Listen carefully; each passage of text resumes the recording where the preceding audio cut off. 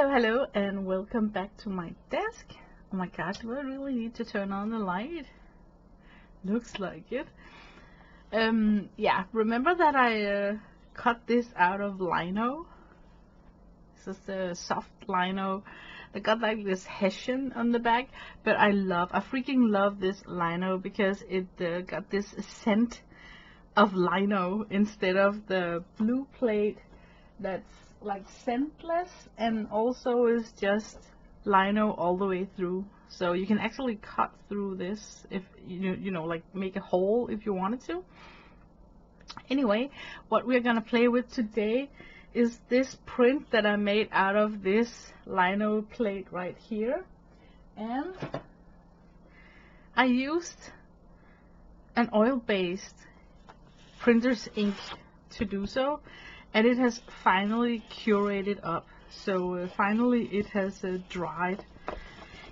Took a while, I should say so. But I think it's because I oversaturated it with ink. Since last time I was here, we had a heat wave here in Denmark. Oh my god, I thought I should die. It was so hot. It was so hot. I think the bad thing is that up here at North, our homes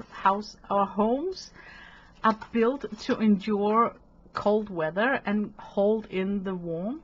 So we got a lot of insulation in our walls and on our roofs. And what is it called when you are the finish outside on the house is often done with black dark colors that will soak in heat. So we also have no air condition. Okay, I should have started my whole whining sentence with that statement that we don't have air condition. Air condition is not a thing up here in Denmark. I don't think that it's so popular in Europe. I mean, it's more normal that people don't have air condition than it is that they have air condition. So of course we got air conditioned areas like the mall or private owned businesses like the hairdresser and stuff like that. But private homes are usually not having air condition. Now I get it. Now I get it why it's necessary, because what I would use air conditioning for was to have a low night temperature so that I could freaking fall asleep. So for me, the heat, it's okay during the day. I know what to do, you know, like stay inside and then not do gardening, you know, outside in the burning sun. But the problem was nighttime.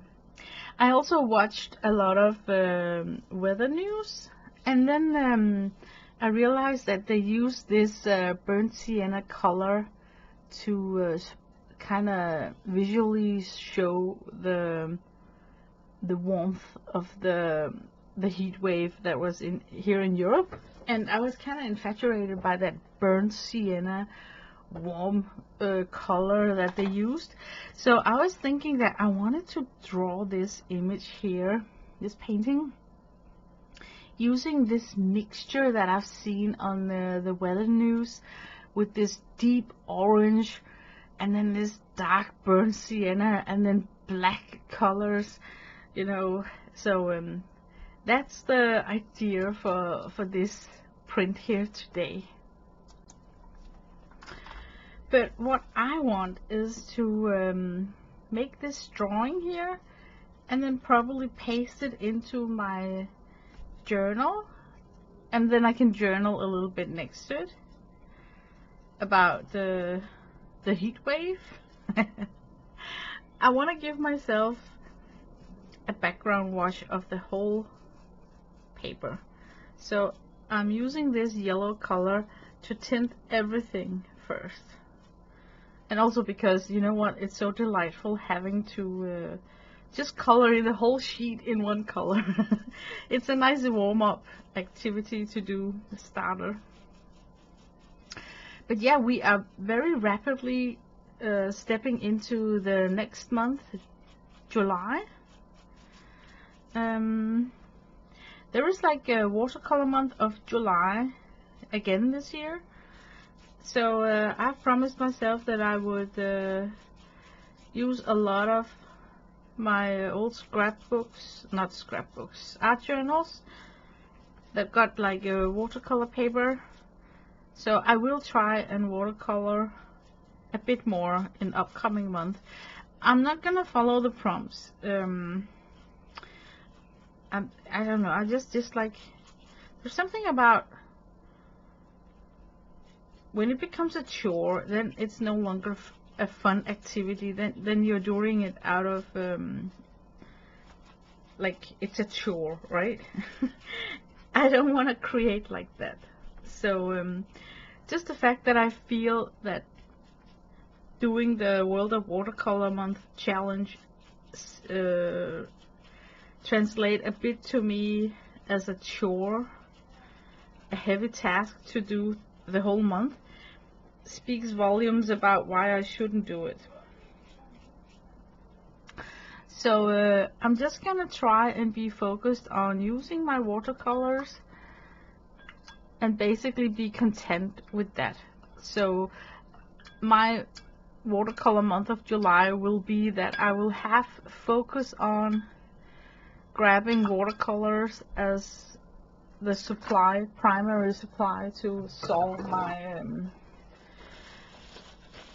whatever I want to create and paint, instead of thinking immediately something like, oh, it should be like oil pastel, or okay, I'm rambling because I'm actually sitting here thinking while I'm letting my mouth run. I got some very nice orange colors here. This palette here is something that I put together myself, inspired by the Beam Paint palettes. So there are a lot of woohoo, I got a train that's passing.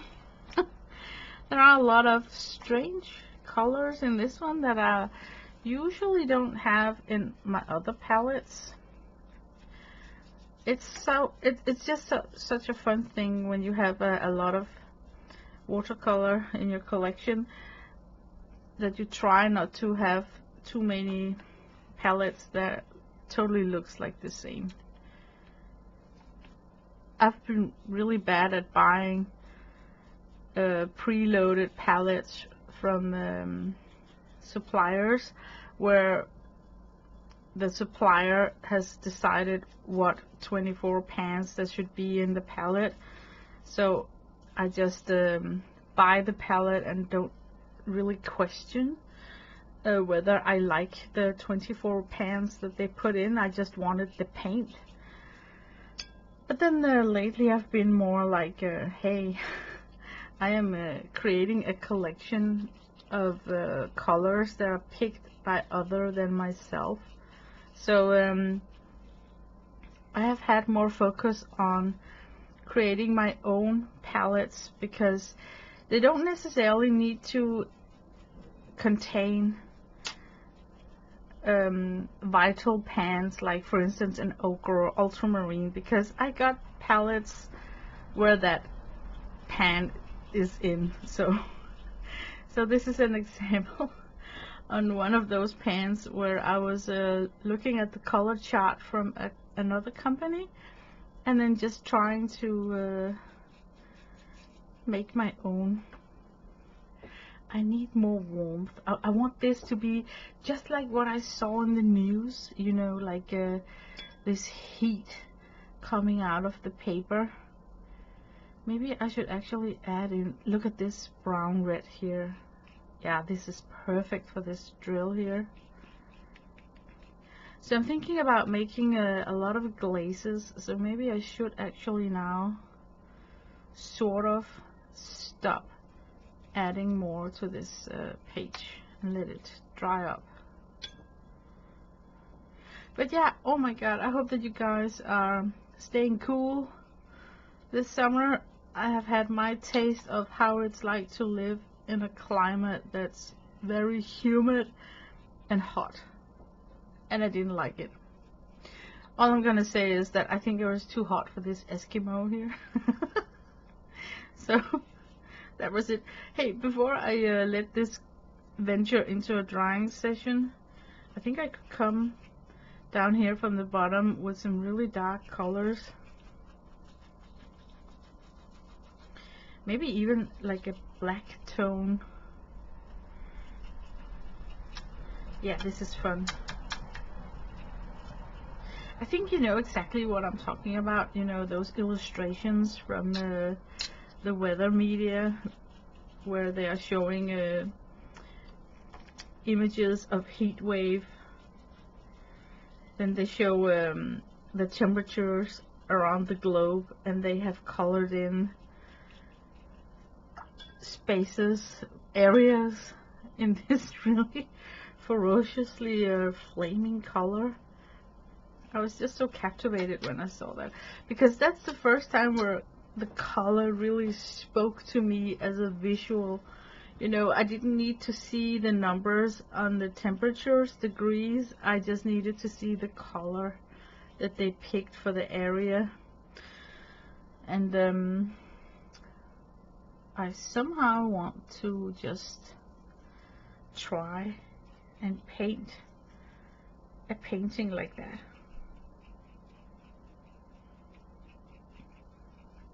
Okay, I'm grabbing the dark. I'm not gonna make it super dark because I think I need to glaze on this paper a bunch of times. So I'm just going like really soft to begin with. Okay, this is the first glaze. Now let's let it dry. Okay, so it has dried up. Good Lord, look at this. Look at this paper. I mean, does the camera show?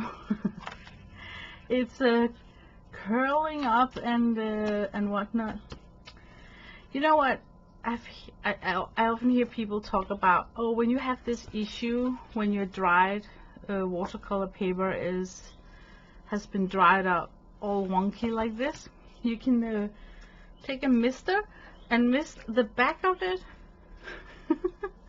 And then also the front, and you should like stretch it out flat again. Okay, we're gonna try it on this one here and see if they're right.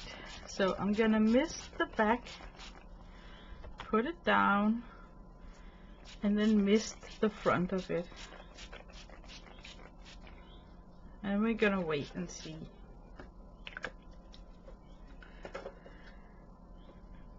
It is like slowly getting more pliable, I feel. Yeah, I can actually make it stick to the...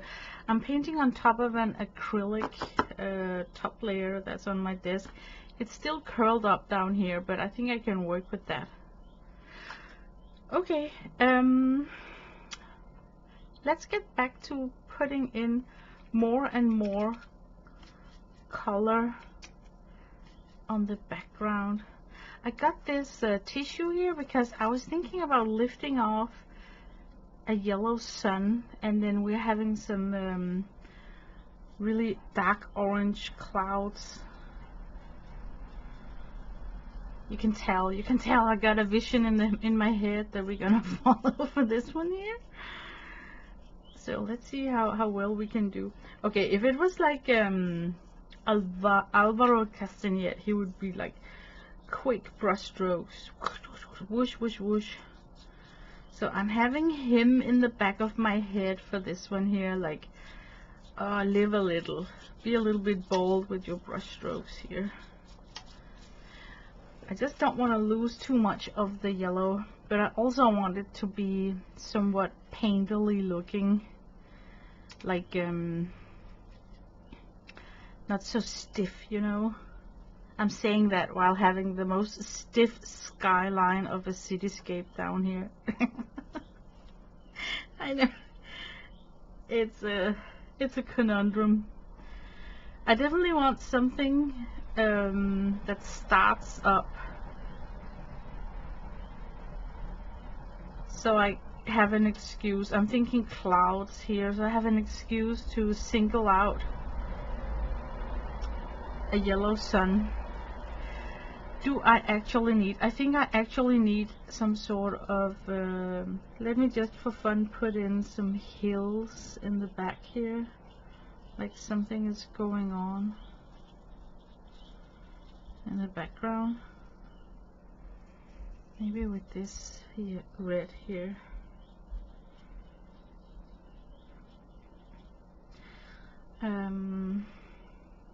Maybe we should have like the shape of an oval shape, so we kind of imagine how the heat is getting trapped into the soup ball of the town. I'm just speaking out loud here.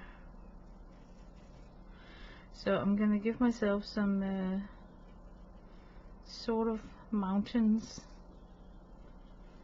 I probably would need like a dark value to this.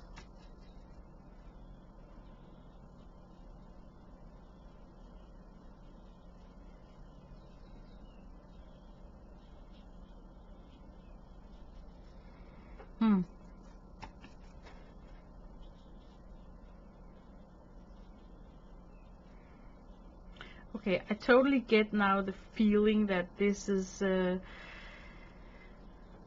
inside a mountain area. I kind of feel it's a shame that I don't have mountains beyond this side here.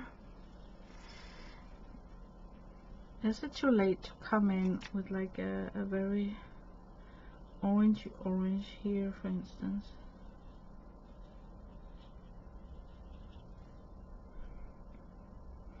But nevertheless, I think that I need to make a watery background in this strong color.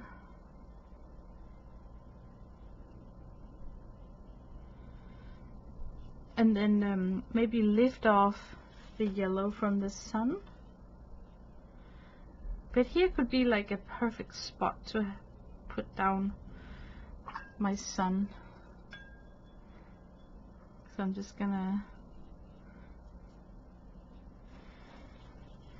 it's almost like painting monochromatic. You know, you're picking a color scheme for this painting here, and then just working with the basic color orange, trying to make it stronger or brighter or more dense.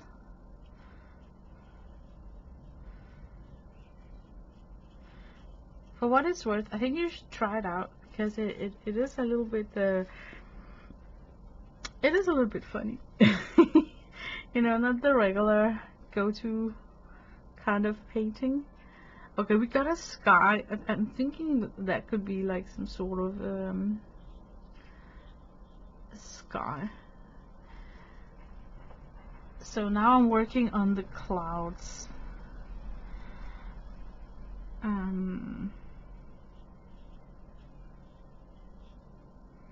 Let's see, I want to go a little bit Disney with the clouds. You know, like some of them are like round, puffy shaped. That could actually be fun.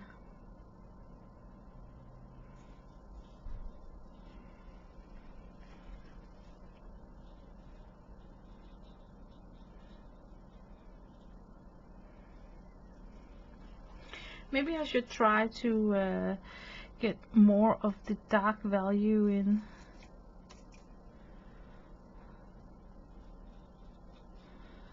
So I'm gonna use this reddish. It's basically a red that's like really pushed back into a brown tone. I kind of like that red color breaking everything up. I'm going to pick up more of that for this corner here.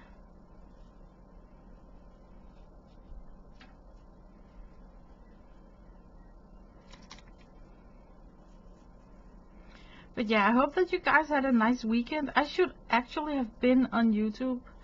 I somehow want to be present on a weekly basis, and I have locked myself into it could be during the weekend, sometimes Friday. I kind of missed out on that this Friday because it was just so hot, you know. I just wanted to be inside doing nothing. So I kind of need something to upload to YouTube. Not sure what it's gonna be yet. Okay, here I think I'm gonna start lifting off with my tissue. We could have some sort of beams that are going in this direction here.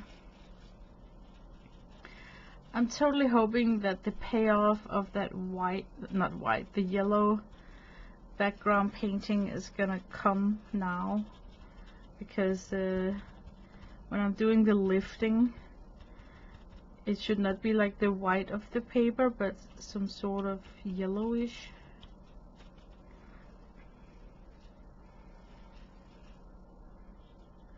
Okay, let's look down here. Oh, I want to go like really dark here. I'm gonna grab my black and then just go crazy. What's this black about this? It seems to have like two different kinds of black. I can see one of them got like silver glitter in it. It's probably me trying to emulate the ochre pan from the Beam Paint. And then I probably have a PVK 11 next to it, which is like a super nice granular dark black. And then maybe just a regular neutral tint as the third one. That would like totally be up how I'm thinking, you know. Okay, I think now, sounding super boring. Oh, there's a train. I'm sorry, I just need to have my windows open. Yeah. I think now I'm gonna be really boring, playing it safe, and do yet another built-in drying session and see how light these colors are drying up, because wet watercolors looks like really yummy and nice, and then when it dries up it gets a little bit paler and pushed back. So see you in a second. Okay, it's actually drying up. Believe it or not, you know what I want to say? I want to say that it's drying up different than before. It's less buckled up, and the only way that it buckles up is in the top where it's curling up a little bit, and in the bottom. But I don't have that center ferocious curl. Can you see how much more straight this paper is? Okay, so I think what I learned today is that it makes a difference when you spray mist the paper on both sides. I don't know if it curled up so ferociously before because I was working wet on top of the paper and it was dry on the back, and then the sizing made it buckle so much. I don't know. I'm not a rocket scientist, but it could be a plausible explanation to why it dries up much more manageable. So going forward, I think I will write that in the back of my head, that when I'm working on single sheets of watercolor paper, there is some sort of advantage in spray misting the back. It has dried up. I think I have outgrown one element, and that is to draw in the 3 flying birds. Isn't it funny how just rewind back a couple of years and I would sit here painting in flying seagulls in the horizon. I think I have outgrown that. So I want to say this painting is finished. This painting to me speaks heat wave and is good enough to now put into my art journal to be a visual reminder of the weekend. So I think this is perfect as it is. I want to say thank you for watching along, and I think I will return to do a video for YouTube, and it could be an update on my summer with the masters with diamond painting. So yeah, I'm just gonna end this video now. Hope that you stay cool out there, and don't forget to drink a lot of water every day. Bye bye.